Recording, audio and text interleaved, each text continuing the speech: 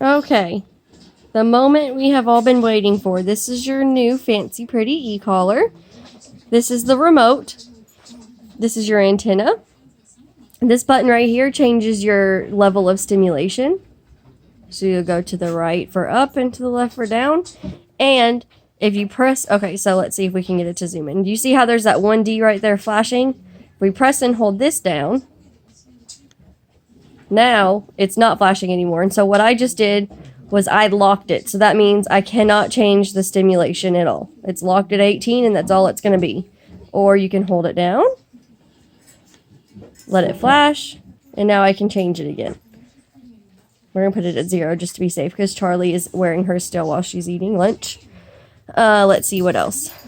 This button right here is also your light. You have, I believe there's a solid light and a strobe light on this model. And if you press and hold this down, so we'll do that, you will turn it off. And then the same button, the L in the back, press and hold, on. This button right here, the MC, that's going to control, you see this C right here? That's what that controls. That's your momentary and your continuous stimulation. I always keep it on C. It's much easier to navigate, especially with behavioral modification when you might need to hold the stim down for a little bit longer. So that means for 11 seconds straight, it will constantly stim at whatever level you're on.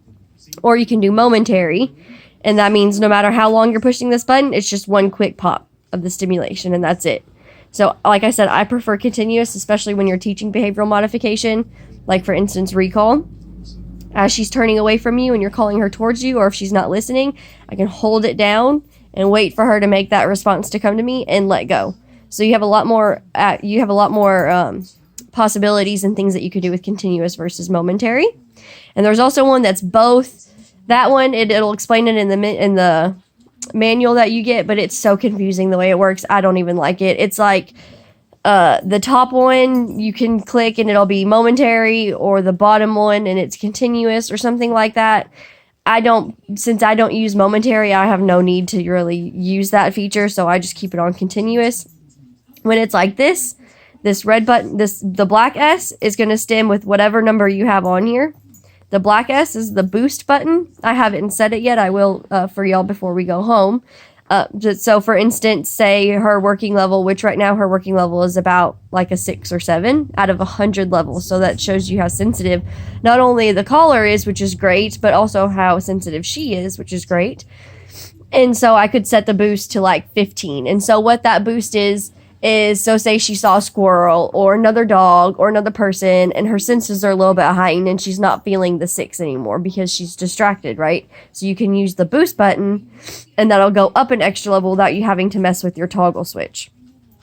And so that one's great. Like I said, if you're out for a walk and she's easily distracted by something and you need to get her back a little bit faster than trying to mess with switching it to the level you want, right? You can just hit the boost button.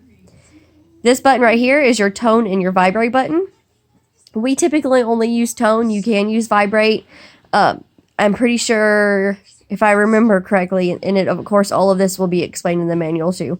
But if I remember correctly, you turn it on 0, switch it to momentary, and then I want to say you hold down the L and the T, and that switches it to vibrate or tone. I want to say, but don't quote me on that. Like I said, it'll all be in your manual as well. But we have it on tone. It's a pretty loud beep. The vibrate, we don't really use it very much because it's a really strong vibrate. It's a lot stronger than even having like a low level stimulation like she's on. And so we just don't typically use it because a lot of times we don't need such a powerful stimulation, I guess you could, for lack of better words. This has a half-mile range, and obviously the way that you hold the antenna is going to make all the difference in the world. And obviously things around you are going to make all the difference. So if you're in the woods, you're probably not going to get quite half a mile because there's stuff that's that's in between and distracting between the antenna and the collar. But if she's a little bit farther away, she's pushing that half-mile range and you want to get her back, obviously you hold up and over to her. If you're just walking next to her side by side, it really doesn't matter where you have your antenna. You can hang it down. I use the handy dandy lanyard, and I usually just keep it around my neck. It's the most convenient. That way I can hold it in my hand, I can let it go and it fall down, and all of that stuff. And then you also have this fancy contraption right here. This is your finger toggle. I have absolutely loved it, and I think there's going to be one in my future. I usually keep it on the same finger, so it'll be on my right finger as the same side that she's on and the same side of the leash that I'm holding. That's just what's comfortable for me.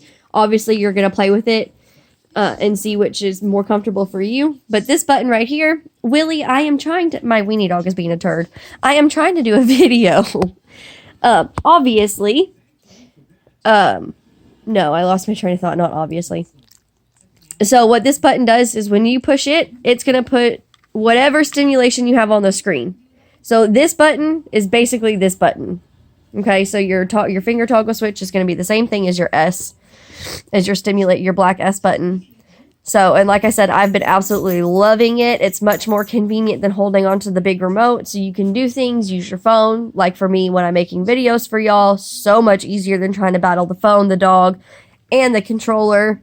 If you're out on hikes or walking and you don't want to have things in your hands, it's great. I am absolutely in love with this, and I really think that y'all will enjoy it too with how you've described, your personalities and how you described how you kind of handle Charlie while you guys are out and stuff like that. So I think that you'll really enjoy it.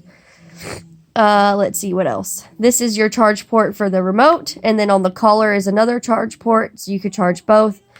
The remote gets quite a few days out of it. The collar I usually get if it's on all day, which it's recommended to keep it on for a maximum of 12 hours at a time. And that's just to give the neck a break to help prevent any sores that may happen, which she's been doing great. She hasn't had any signs of sores or anything like that, which you really, really don't find them in this brand. But nonetheless, that's still a liability they discuss with you in your manual and when you buy them. And that's something we discuss with you as trainers, that you keep them on for really no longer than 12 hours at a time, just to prevent anything from that, anything of that nature happening.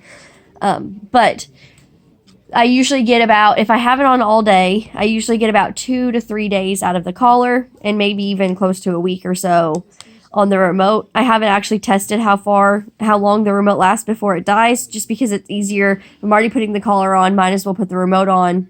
It's all right there together in the same thing. Not a big deal just to get it done right. They are water resistant, I want to say. Not quite proof, but I have had the same exact model on dogs swimming in the lake, diving, throwing balls, swimming and stuff like that, and have not had an issue. So you should be good there as well. And you'll have your box goes with it. The charger goes with it.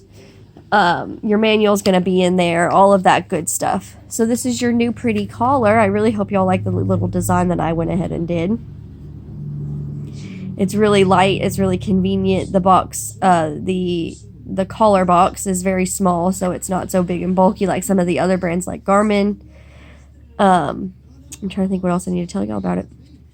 So you've already seen the videos on how I do it for walking with her, how you press and hold down the stimulation until she gets back to where you want her to be. Recall outside, you always use tone first, which she's been doing great with. She responds really well to the tone. I don't typically tone when I'm doing leash work because it is such a big, loud tone, and especially with her, she kind of gets just a little jumpy with it because it's so loud and unexpected. And it's easier just to go ahead and stim until I put her in the proper position. It seems to get trained in a little bit faster. So when I'm just walking with her, I'll use just the stimulation only, no tone. But if I'm doing recall or anything like that, I'll definitely use tone, because that's that Pavlovian training into work there, where now she's going to associate the tone with coming to you. And so then after a while, you won't even need to use the stim anymore. You'll just have to use tone, which is great. Because, although stimulation is safe, especially with this specific model, it's very safe. You still want to be able to work your way down from it, just because it's a training tool. Obviously, you can use it forever, and that's not a big deal. We have dogs in our house. We have one that'll be on one for the rest of his life, and one that alternates fairly regularly between having one on and off, and then one that really only wears them when we go out anywhere. But that'll be, so we have 3 dogs that realistically will be using e-collars their whole life, which is not a big deal at all. They're fantastic tools to aid you in training and to keep, control of the dog and stuff like that. But we do like using the tone along with the stimulation for stuff like recall, just so that you can, kind of tone down, pun intended, you can tone down the level of correction that you need. That way they kind of learn how to do it on their own as well. But I think that's everything I've got for you. If I can think of anything else that I'm forgetting, which I'm sure I am, because that's just who I am as a person. I will make another video and send it over to you. But I think you guys will really like it. I think you're going to have fun with it. I think you're going to love the freedom that she has, and I think you're going to love the convenience that you have.